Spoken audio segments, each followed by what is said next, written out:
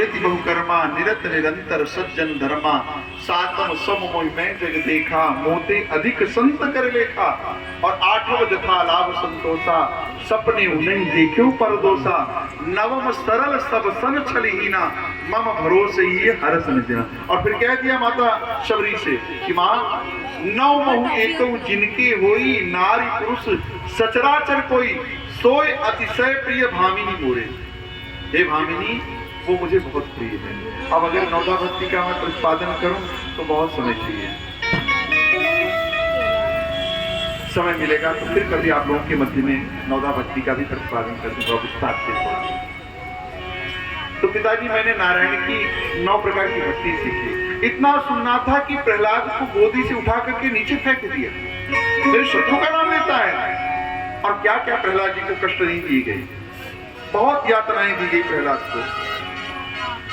कयालू के द्वारा विष दिलवाया गया, हाथी के पैरों के नीचे कुचलवाया गया, पर्वत से फेंका गया।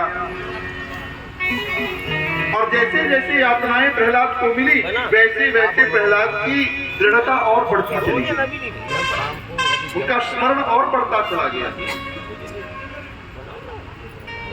यहाँ तक कि हिरण्यकश्यप की एक बहन थी होलिका, अभी होली आने वाला है ना, होलिका जलाते हो तो उसको ब्रह्मा के द्वारा एक चादर प्राप्त था, वो जिसको अपनी गोदी में लेकर के बैठेगी वो जल करके समाप्त हो जाएगा और उसको कुछ नहीं होगा। तो प्रहलाद को अपनी गोदी में लेकर के बैठी, वो तो जल करके समाप्त हो गई, लेकिन प्रहलाद का बाल भी बांका नहीं हुआ। इसकी रक्षा स्वयं श्री भगवान कर रहे हो, उसका संसार क्या बिगाड़ सकता है? बाल न बांका कर सके जो जग बैरी हो, पूरा संसार शत्रु बन जाए लेकिन उसका कोई कुछ बिगाड़ नहीं सकता। प्रहलाद को पुनः गुरुकुल भेजा गया और इस बार जब गुरुकुल पढ़ने के लिए आए तो प्रहलाद के जो मित्र थे वो घेर करके खड़े हो गए और प्रहलाद जी से कहा, एक बात बताओ, तुम इतने दुराग्रही क्यों हो? इतनी यातना मिल रही है, इतना कष्ट मिल रहा है, तो तुम मान नहीं रहे, अपने नारायण को छोड़ क्यों नहीं देते? हमारे मित्रों को हमको बड़ा कष्ट होता है, क्या देंगे नारायण? अरे जन्म मां देती है, पालन पोषण माता पिता करते हैं, रिश्तेदारी नातेदारी परिवार से होती है, समाज के बीच में होती है, मान सम्मान प्रतिष्ठा समाज से मिलता है, क्या देंगे नारायण जो नारायण का नाम ले रहे हो? प्रहलाद जी ने हाथ जोड़ा और कहा, भैया सुनो, ये केवल एक वहम है तुम्हारा कि सब कुछ संसार से मिलता है। जिस संसार को तुम अपना मानते हो वो केवल तुम्हारा एक वहम है। जीवन के सच्चे साथी तो श्रीमन नारायण महाप्रभु हैं, श्री भगवान ही हैं। घरानि भौमो पशवो हि घोष्ठे नारी गृह द्वारे सखा श्मशाने देह चितायां परलोक मार्गे धर्मानुगो गच्छति जीव ये सब। बड़े ध्यान से सुनना। प्रहलाद जी ने कहा, भैया जिसको तुम अपना कह रहे हो कौन साथ देता है? पत्नी कहाँ तक जाएगी? घर के द्वार तक। सखा मित्र कहाँ तक जाएंगे? नारी गृह द्वारी सखा श्मशाने, मृत्यु के बाद सखा शमशान घाट तक जाएंगे। फिर देह चितायाम, शरीर को चिता पे रख दिया जाएगा। देह चितायाम परलोक मार्गे, अगर कोई साथ जाने वाला है तो केवल धर्मान गो गच्छति जीवेश। आपने जो संसार में रह करके धर्म किया है, सत्कर्म किया, वही हमारे आपके साथ जाएगा, बाकी सब यहीं पर छोड़ देंगे, कुछ साथ जाने वाला नहीं। करोड़ कमा लो, अरब कमा लो, कोठी बना लो, बंगला बना लो, जमीन जायदाद ले लो, जिस दिन आंख बंद हो जाएगी हमारी आपकी, सब यहीं पे धरा का धरा रह जाएगी।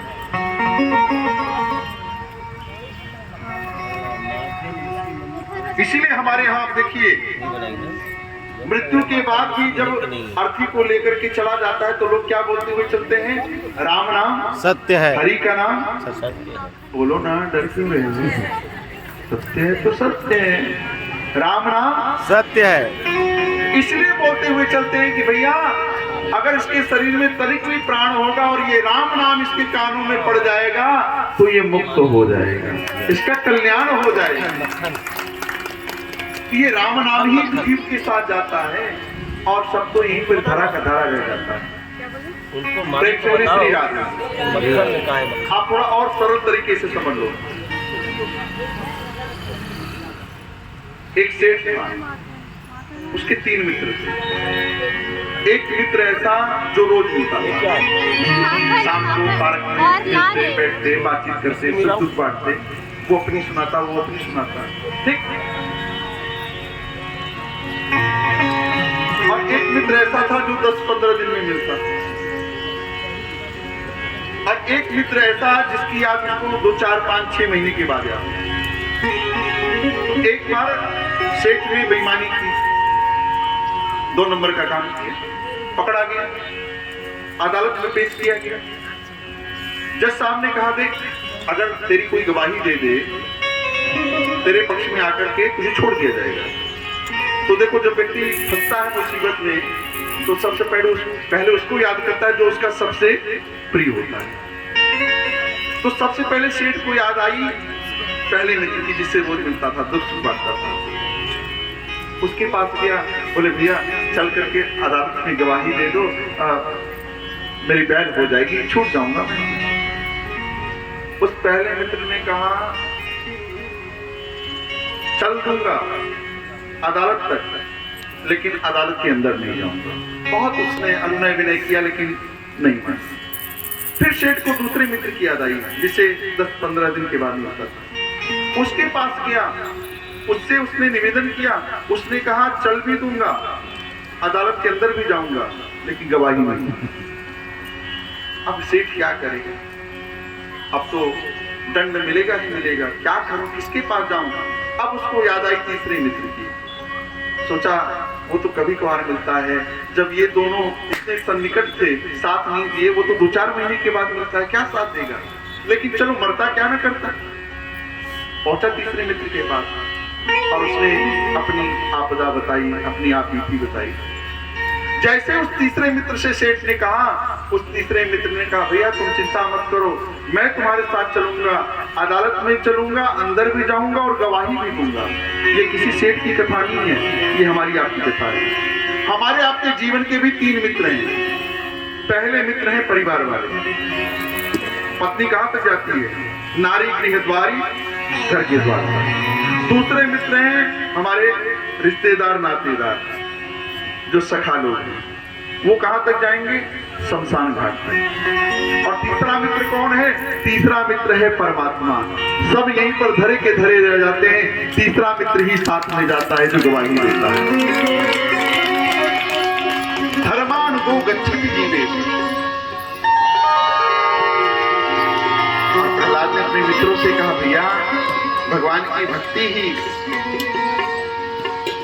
परमात्मा को प्राप्त करने का सर्वोत्तम साधन है। और भक्ति भी 2 प्रकार से की जाती है, एक होती है मल भक्ति और एक होती है अमल भक्ति। मल भक्ति उसको कहते हैं कि 100 रुपए का प्रसाद चढ़ाया तो 1 लाख की कामना कर दी, इसको कहते हैं मल भक्ति। और दूसरी होती है अमल भक्ति। अमल भक्ति में कोई कामना नहीं होती। मल भक्ति कहते हैं सकाम को और अमल भक्ति कहते हैं निष्काम को। निष्काम घाट का जो भक्त होता है ना, वो भगवान से कुछ मांगता है, वो तो यही कहता है मैं अगर तुमसे जो मांगूं पर तुम न देना कुछ मुझे, वरना आशिक नहीं मजदूर हो जाऊंगा। ठाकुर कभी मांगने की भूल भी कर जाऊं, गलती भी कर जाऊं, तो तुम मुझे कुछ देना नहीं, वरना मैं आपका प्रेमी पिपासु नहीं, तो एक मजदूर हो जाऊं। तो निष्काम घाट के भक्त आपको बहुत कम मिलेंगे। और ऐसा रंग चढ़ा प्रहलाद जी का मित्रों पर कि प्रहलाद के साथ मिलकर के सभी मित्र वहां पर कीर्तन करने लगे। आइए 2 मिनट के लिए हम भी प्रहलाद के साथ मिलकर के कीर्तन में सम्मिलित हो जाएं। ओ मेरी लगी